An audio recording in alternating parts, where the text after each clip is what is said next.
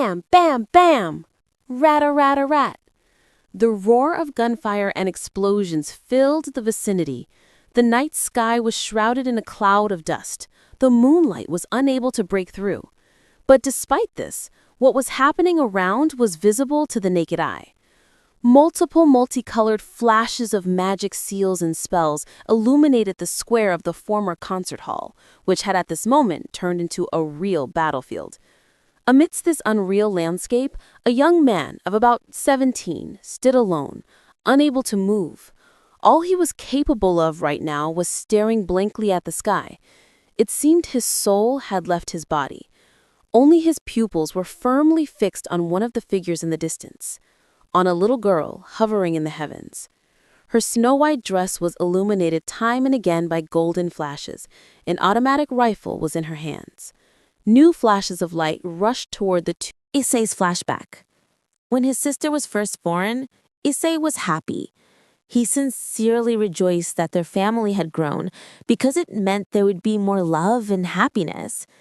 He was only 5 years old then and didn't understand much. But back then, his father told him words he remembered for the rest of his life. Please be a caring and responsible brother. You must, on par with us, your parents, guide and raise her. This is very important. He engraved these words in his soul, although he barely understood what they really meant, but he felt it was very important. And he made a decision for himself. Whatever happened, he would follow them. Time passed. He and his sister gradually grew up, and over time, the meaning of those words began to reach him more and more. Following them, he tried his best he could. He decided he would become the best brother in the world. His sister could always rely on him. When she needed help, he would be the first to extend a hand. She would want for nothing. After all, he was the big brother. Only, for some reason, everything didn't go as he expected because his sister turned out to be a genius. Whatever she undertook, she always achieved success. She always demonstrated the best results in everything. She was always first in everything. She was such a bright star that she seemed to eclipse the sky itself with her radiance, a star that one could only admire from afar, so alluring, yet so distant. However, if you tried to get close to her, you would only burn in her radiance. He should have been happy. Her successes were his successes. After all, they were family. That was how he convinced himself, but an unpleasant feeling inside gave him no peace. With every success of his sister, it intensified, and he didn't like it. He knew it was wrong and tried to suppress it, applying even more effort. He tried to get on the same level as his sister. Parents, acquaintances, friends, teachers, everyone said as one, follow your sister's example. He tried to follow their words, but that unpleasant feeling continued to grow anyway. As a result, no matter how hard he tried, he couldn't even touch the soles of her boots because his sister was a genius. He wanted to be a big brother who could be relied upon, a big brother who could always extend a helping hand. But in the end, he turned out to be so useless it was even funny. How is it possible to help someone if that person absolutely does not need your help? How to help someone if that person is better than you at everything? How to help someone if you don't even have the qualifications to stand next to that person? Right? No way. In one day, he snapped. He knew it was wrong and he shouldn't have done it, but he couldn't do anything about the unpleasant feeling maturing day by day.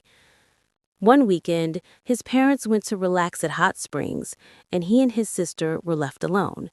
He was left in charge, and that was exactly when he carried out his petty revenge. He wanted to know how his ideal sister would react. So he wiped the hard drive on her computer. Yes, one could hardly call that revenge, and he didn't want to go too far. All he wanted was to see her reaction. However, none followed. Absolutely none. That evening, his sister behaved as usual, as if nothing had happened. He was disappointed. Moreover, he knew that his sister was definitely aware of what had happened, yet no reaction followed from her anyway. Thoughts began to spawn in his head that maybe this wasn't enough. The unpleasant feeling in his chest intensified even more. At that moment, he was thinking about what else he could pull to finally throw her off balance. However, this was not destined to come true, because his sister did react after all, only not at all in the way he expected. During their dinner together, he suddenly felt unwell. His body was sluggish, his vision blurred, and his eyes were closing. He passed out. Subsequently, it turned out that this was no ordinary malaise, and right then came the realization of what a mistake he had made, but it was too late to regret. After all, the most unforgettable weekend of his life awaited him.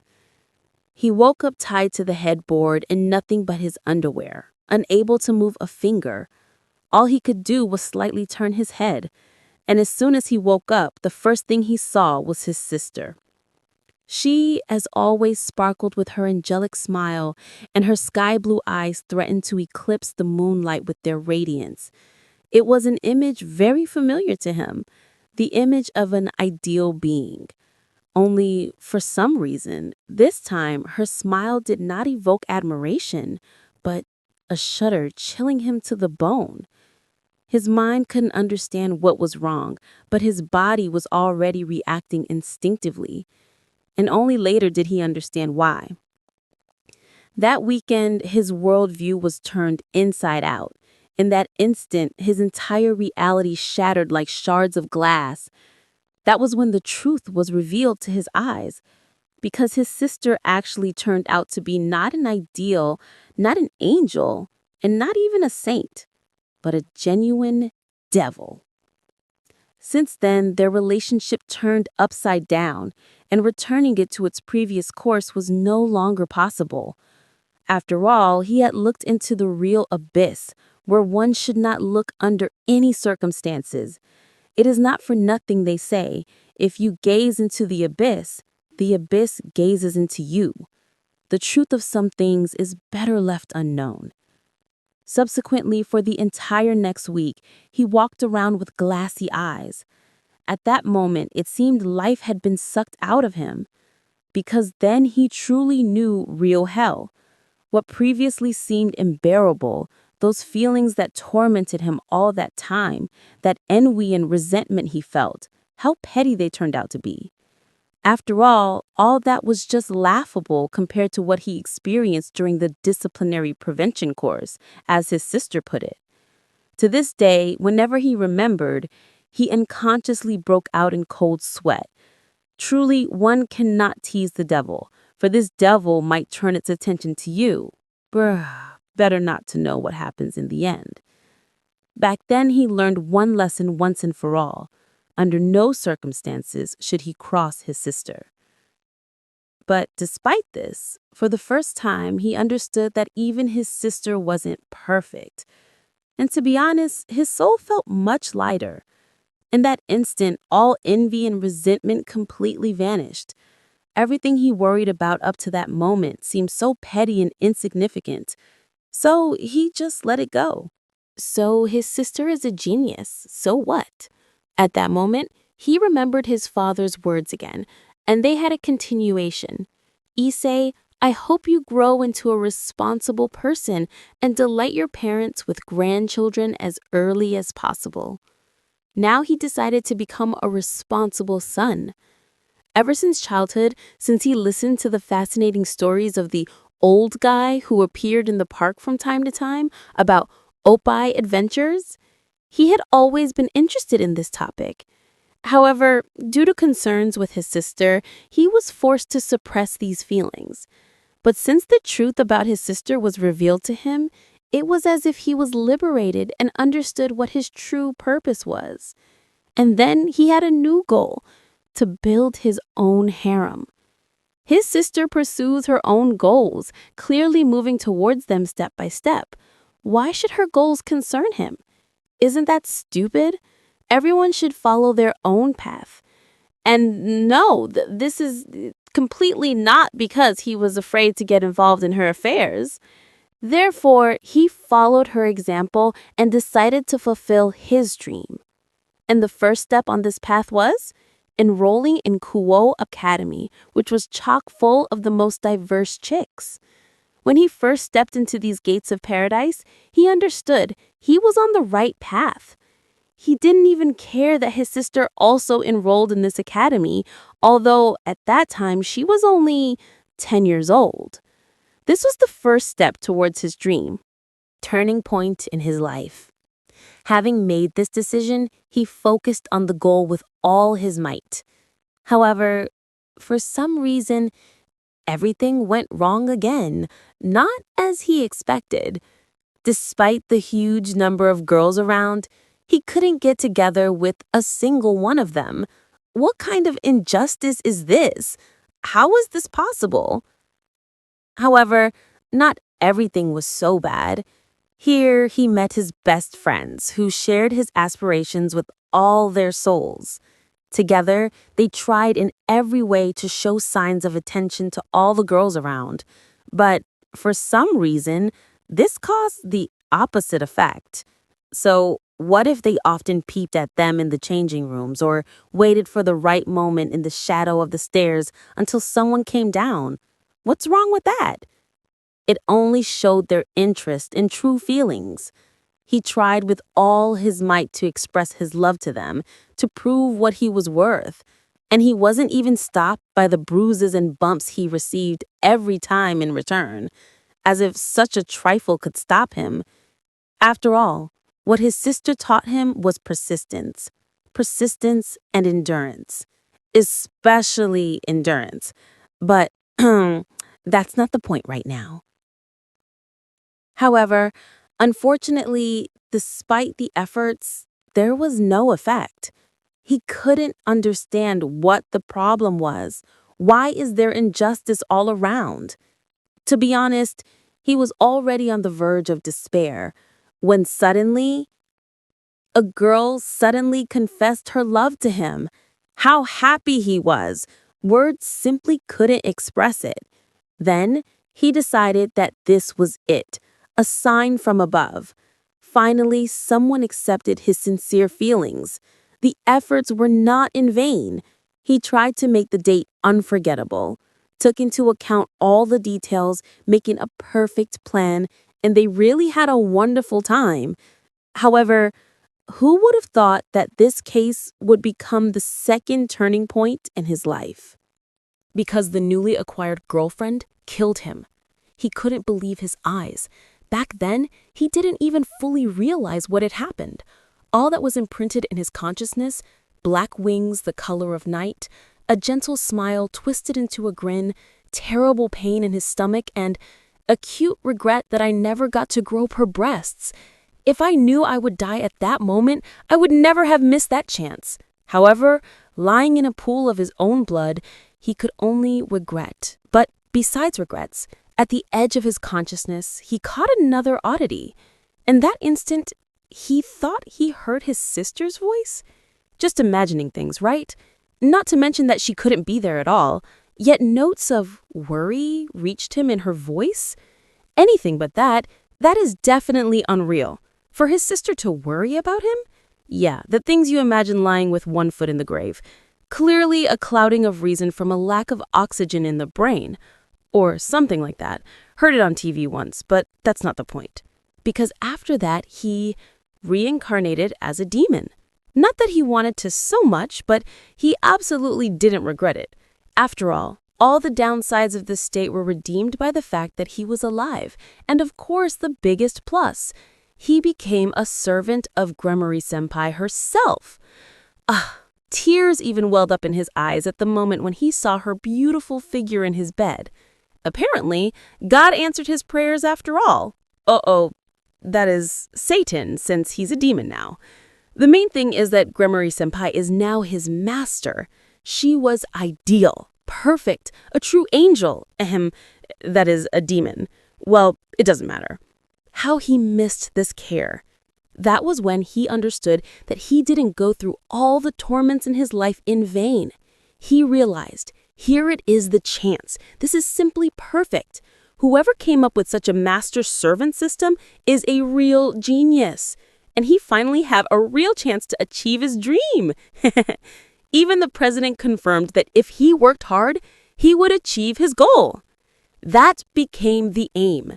Taking an example from his sister, he worked tirelessly. However, soon, many strange events occurred. Stray devils, meeting Asia, fallen angels.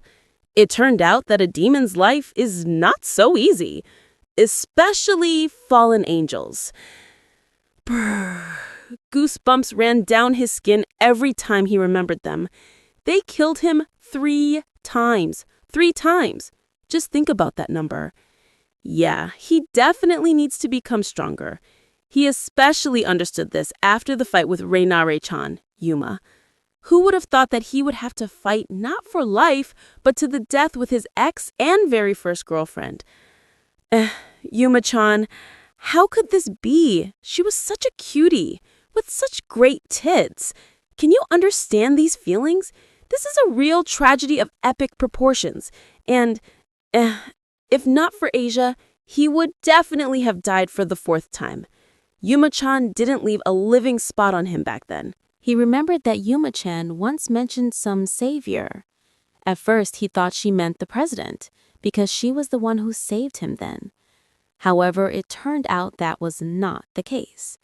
The word she dropped pointed to someone else. Small stature, blonde hair, age around 10 to 12 years, used a pistol. Couldn't for the life of him figure out who that could be. Why would some little girl help him for no reason? There was another oddity. His ex-girlfriend turned out to be very strong, but during the fight, he somehow got lucky enough to knock her out. She lost her balance for some reason, and he was able to hit her properly. Later, he thought about it, and it seemed very strange to him. Besides, if that hadn't happened, it was scary to think about the consequences. Never mind him, but how could he let Asia suffer at her hands? No way. Asia is so cute, so kind. She is like a true angel, just a perfect little sister. Asia, please, let her always remain like this. She doesn't need to take an example from his real sister, because that has been worrying him very much lately, as they got along suspiciously well. He was very worried about what his future would be if Asia started picking up his sister's habits. He didn't even want to think about it. And yet, he was always tormented by the question, who was Yuma-chan talking about? He doesn't know anyone with such an appearance. No one. Not to mention that this someone would want to save him. Although no, actually there is. But that was completely out of line. No, well, complete nonsense. That simply couldn't be, because that is an exact description of his sister. No. Well, definitely nonsense. His sister is certainly an outstanding personality, but for her to run around the streets at night, shooting a pistol and saving him? Very funny. If this turned out to be true, he was ready to eat all his porn magazines. Although no, not funny. It wasn't funny at all. No, seriously. Just imagining that picture sends shivers down the spine. What kind of Terminator would she be then? Because then she would become a threat on the scale of a natural disaster. After all, his sister is already... Boom, boom, boom. That was what he sincerely thought up until this moment. However, now, looking into the night sky, his brain seemed to have atrophied. Thought processes stopped. Body didn't move. It can't be. Bam, bam, bam. The roar of explosions reached him, but he didn't hear them. All he could do was peer at the figure of the magical girl hovering in the air. It can't be. Rat-a-tat-tat. Automatic bursts rushed past, but his eyes ignored them, firmly latched on to the figure of the girl in the white dress. because it was none other than his sister. The noise and din continued to grow, but he paid no attention, stood in place unable to move a muscle or react with a nerve. It was as if his soul had been taken out of his body, and all he cared about now was the figure in the sky. It is unknown how much longer this would have continued if not for the help of a peculiar friend. Issei-kyun! Issei-kyun! Wake up! What's wrong with you? Issei-kyun! Whack! It felt like he was hit in the head with a steel beam, from the impact of which he spun several times in the air and flew face first into the ground. Cough, cough, cough. He struggled to catch his breath, spitting out pieces of dirt. What? What was that just now? Rubbing his swollen cheek, which for some reason exceeded its standard size by 2 times, he turned to the cause of this phenomenon.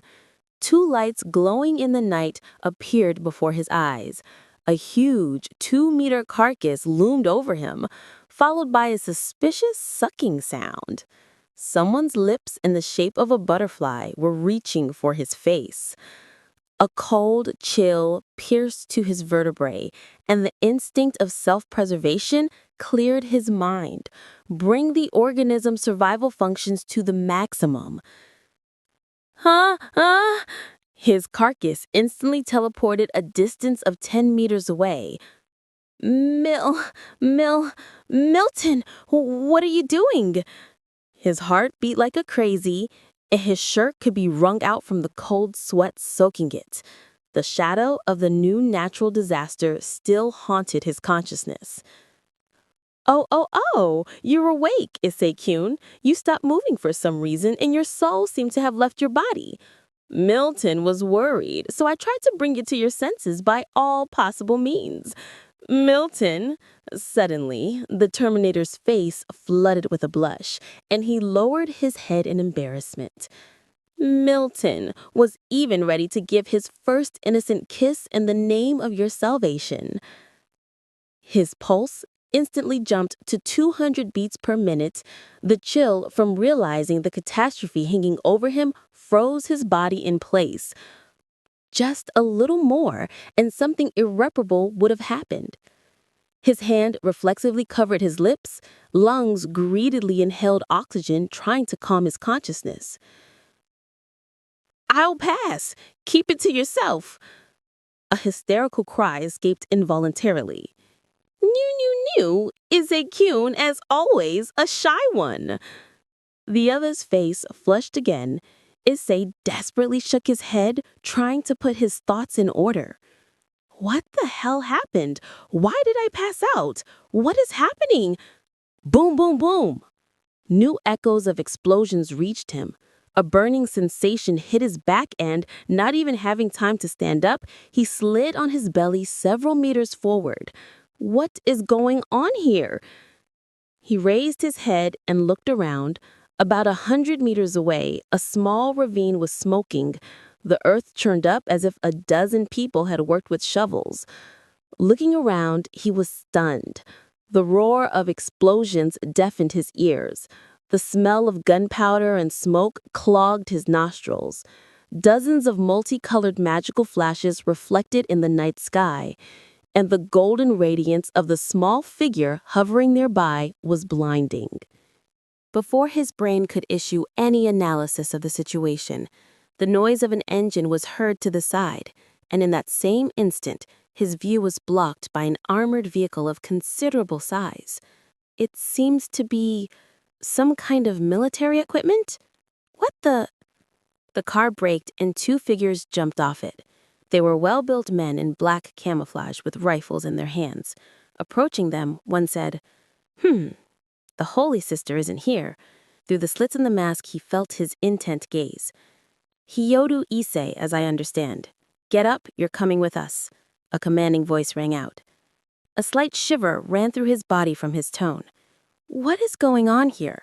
Who are they? Military? His body reflexively backed away. His heart accelerated its rhythm again. Why are you standing on ceremony with him? Throw him in the car and let's go. Time is short as it is. The second one immediately voiced. He liked this situation less and less. Who are they? What do they need? Why do they need me? Judging by the uniform and equipment, are they really some government structure or some other serious organization? But the president never mentioned anything like this. What is happening? The first man apparently decided to follow the advice of the second and approached closely. At the moment his hand was already reaching for him. "Don't touch Issei-kyun! New, new, new, new!" Bam! The man's silhouette was blown aside as if a truck had hit him at full speed. Crack! A sharp sound of breaking glass rang out. Shards of bluish light scattered in all directions, which vanished in the air a moment later.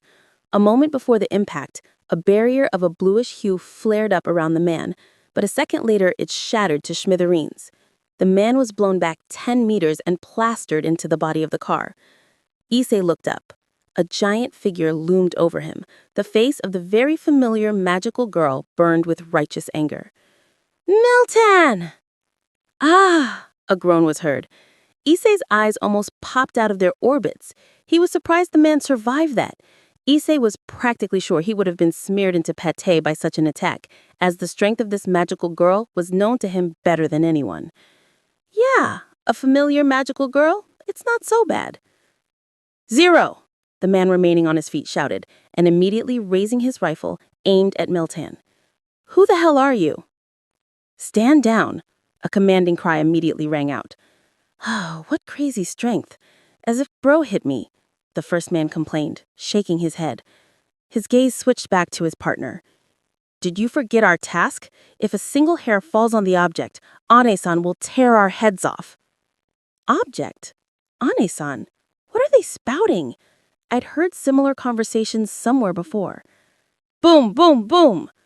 Eyes were blinded by several flashes that appeared very close by. Bam! A powerful explosion rang out, and a barrier of a bluish hue sparkled around the car, taking some attack. Several silhouettes in green clothes appeared to the side, rushing in our direction. "Damn it!" the men immediately exclaimed, and raising their automatic rifles, fired several bursts at them. "Issei-kyun, run, hurry!" Paul grabbed him by the scruff of the neck nearby and pulled. Air hit his ears. Boom! It seemed to him as if they teleported, as the force with which Miltan jumped staggered the imagination. A crater of considerable size even remained on the ground. Thud! Clouds of earth flew into the air, and Issei felt that they finally landed. Struggling out of the grip of the magical girl, his eyes almost popped out of their orbits again. They had covered about 100 meters in one jump.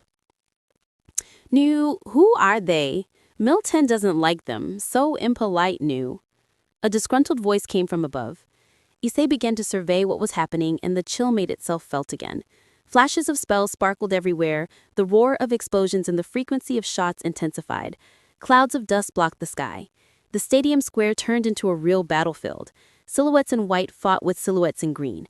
Silhouettes in black fought both of them. His head was spinning, but then his gaze caught on flashes in the air, and looking closely, his pupils focused on one figure again. His teeth clenched tight, and his gaze trembled. "So, I wasn't imagining things. Tanya, is that really you? What's going on?" It wasn't easy for him to believe what he saw with his own eyes, because at this moment, his sister, sparkling with golden radiance, was fighting with some two figures in the air. From this radiance, he broke out in a cold sweat, causing a sucking feeling inside. This light, just like... boom.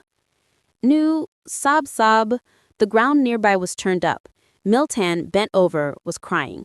"Tan-chan, how could you, Nu? How could you betray Levi-chan, Nu? This is simply unthinkable, Nu. This must be some mistake, Nu. How can this be?" Sob. Miltan, don't tell me you still consider everything happening a continuation of the show. Nu, I don't know who these new enemies are, but there must be a reason why Tan-chan acted this way. I am obliged to find out. Sorry, Issei-kyun. His tear-stained eyes bored into him. I must go. I must learn everything from Tan-chan. Hey, Miltan, are you serious? Wait, Miltan, this is no longer a show. Something strange is happening, and my sister. Issei-kyun, new enemies have appeared. Look into the air. And Tan-chan can't handle it. I must help her. I must talk to her. Must find out what happened. And if Tan-chan really betrayed Levi-chan, Then Milton must guide her to the true path. His eyes flashed with the fire of determination. Eh? What the? Milton, wake up! Although stop. He himself really wanted to know what was happening. It seems there was no choice. He urgently needs to go to Tanya. Besides, he must help her. Whatever is happening here, he must help his sister. He is not the same as he was before. Having made a decision, he cast useless thoughts aside with which his head was clogged. Some devilry was happening. His sister was flying and fighting someone, some people in black, white, and green. He had no idea what was going on here, but that didn't matter. Everything later. He must talk to Tanya and help her. His left hand became wrapped in a red glow, and he summoned his sacred gear. With a scarlet flash, the countdown to the gear's boost began. Milton, I'm coming with you. I also must find out what is going on here. Nu, Issei-kyun, that's what I understand. A true brother of a magical girl. Forward. Boom. Milton started immediately. Even the ground shook from his dash. Issei rushed after him. 3 figures in white suddenly appeared in front. Watching them approach, they turned. Pistols and swords made of light appeared in the hands of 2 of them. That is exorcist weapons? Like Freed's? So it's the Fallen again. Or the church. Issei grouped himself. Milton, dodge. Those weapons are dangerous. Magical girl's pure heart cloak. A shout resembling the roar of a giant came from him.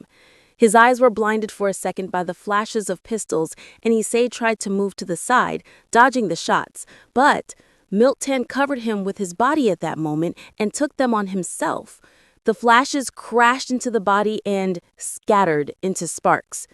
Eh? What? Milton's body shone with a strange pink light, and then magical girl's fist of love. Bam, bam, bam, bam, bam, bam, bam, bam, bam. His ears were blocked by the crash. Milton's fist crashed into the ground with all its might, turning it inside out. A 5-meter crater appeared out of nowhere. The men in white rolled on the ground like broken dolls. They moved no more.